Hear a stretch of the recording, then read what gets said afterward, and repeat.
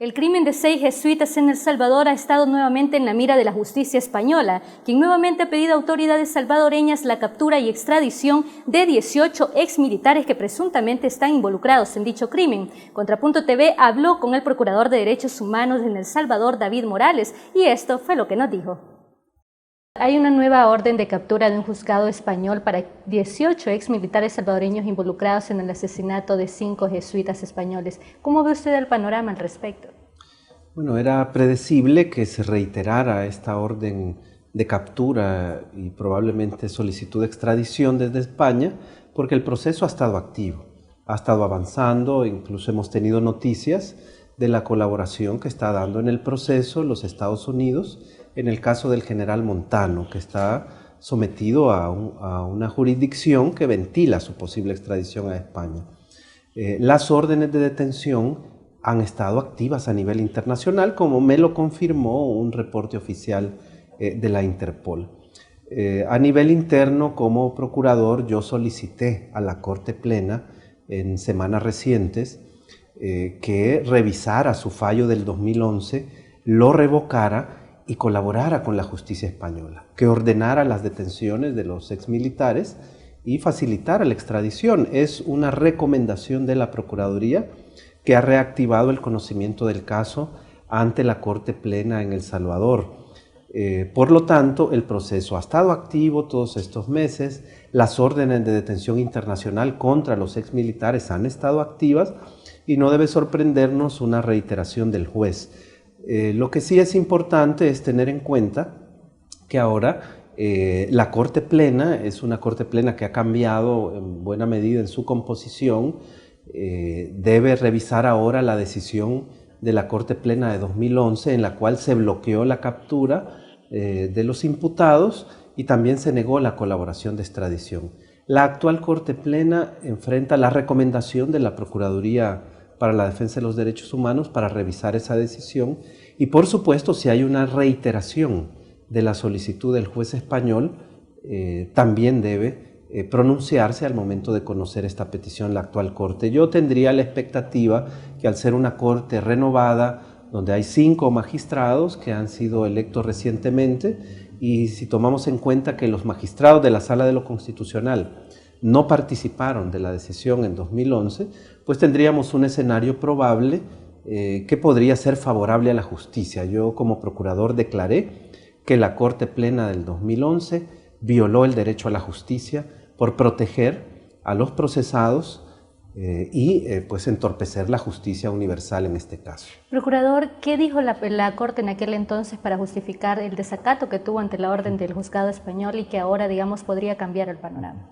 Bueno, la Corte básicamente en una primera resolución deniega la posibilidad de la captura, argumentando que la orden de detención internacional era una mera orden de localización que no debía implicar captura.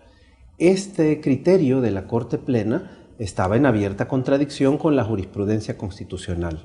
Y en un caso reciente de 2014, la Sala de lo Constitucional reiteró su jurisprudencia y destruyó ese argumento de la Corte Plena, de tal manera que es un argumento superado a nivel de Corte Plena, inclusive por algunos precedentes en otros casos de la misma Corte Plena en este año 2015. Por eso, como procurador, yo les he pedido que revisen el caso de los jesuitas y sus empleadas y que cambien el criterio. Pero en una segunda resolución también la Corte Plena desestimó la solicitud de extradición, argumentando que no era aplicable el tratado de extradición.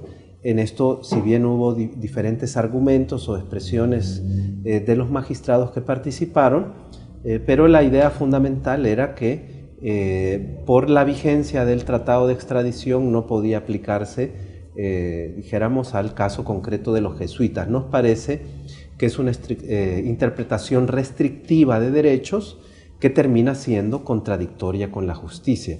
Como procurador, yo estoy por pronunciar una segunda resolución ampliando mis argumentos ante la Corte para que pues la actual Corte Plena deje sin efecto su decisión del 2011 y pueda ser coherente con la justicia y colaborar con el Tribunal Español. Esto implicaría que la Corte Plena autorice las detenciones de los exmilitares y colabore en el proceso de extradición con España. ¿No sería un obstáculo la ley de amnistía aquí en El Salvador? La ley de amnistía no puede ser un obstáculo a este tipo de crímenes, que son crímenes contra la humanidad, crímenes de guerra, pero además actos de terrorismo, ¿verdad? No se les puede aplicar amnistía.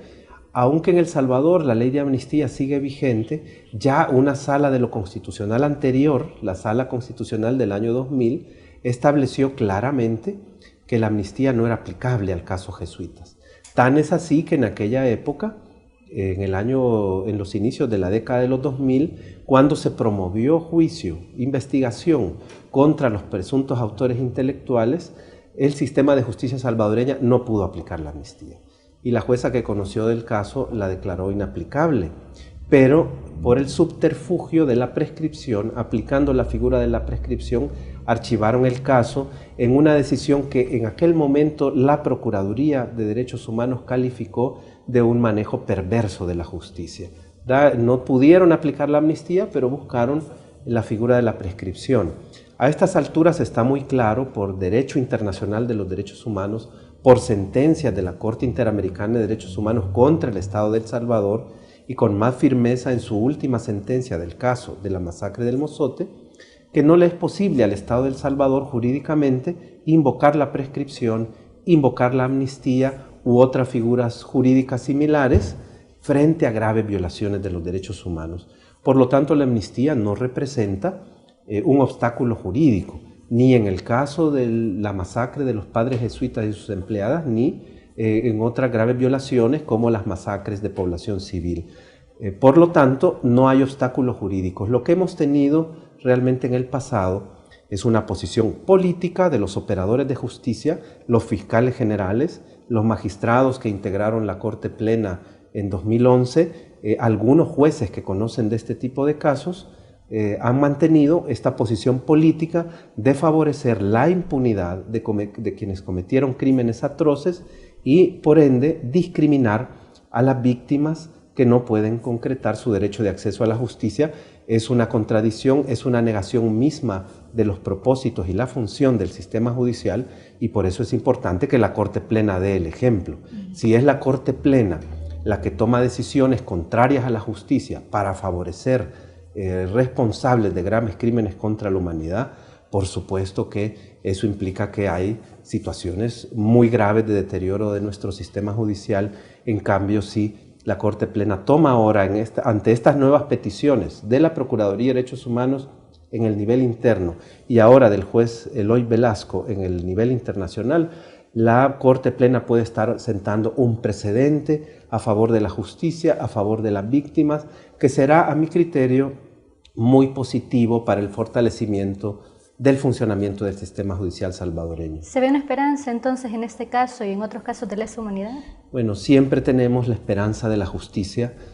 Como procurador, al igual que muchas organizaciones también de la sociedad civil, acompañamos la justa demanda de las víctimas de verdad, justicia y reparación. El Estado no puede renunciar arbitrariamente a su deber indelegable de investigar los crímenes. A estos crímenes a los que no se les aplica, como ya dije, amnistía ni prescripción, no podemos construir una democracia real sobre los escombros de la discriminación de las víctimas que sufrieron las peores atrocidades. Es falso que la amnistía sea la piedra angular del proceso de paz. Podemos leer todos los textos de los acuerdos de paz, ninguno de ellos habla de amnistía, por el contrario, hablan de comisión de la verdad, hablan de un principio, los acuerdos de Chapultepec, de superación de la impunidad, juicios ejemplarizantes a violadores de los derechos humanos de ambos bandos. Eso es lo que está en el proceso de paz. En ningún país de América Latina que ha revisado el pasado se han desestabilizado las democracias. Por el contrario, se han tenido procesos más auténticos de reconciliación y se han fortalecido los sistemas judiciales. Por lo tanto, no debemos creer en este mito, ¿verdad?, que han lanzado desde los poderosos, desde los gobernantes o los políticos, ¿verdad?, tratando de proteger a responsables de este tipo de crímenes. A mí me parece que no debemos perder esa esperanza. El juicio en España es una esperanza. Como procurador me mantendría a la expectativa si la actual Corte Plena está del lado de la justicia o del lado de la impunidad en el caso de la masacre del padre Yacurí a los padres jesuitas y sus colaboradoras de la UCA. Muchas gracias, procurador. Con mucho gusto. Tras conocerse la noticia, querellantes españoles en el proceso judicial han asegurado que hoy precisamente hay más esperanzas que nunca de judicializar y castigar a los presuntos responsables de este crimen.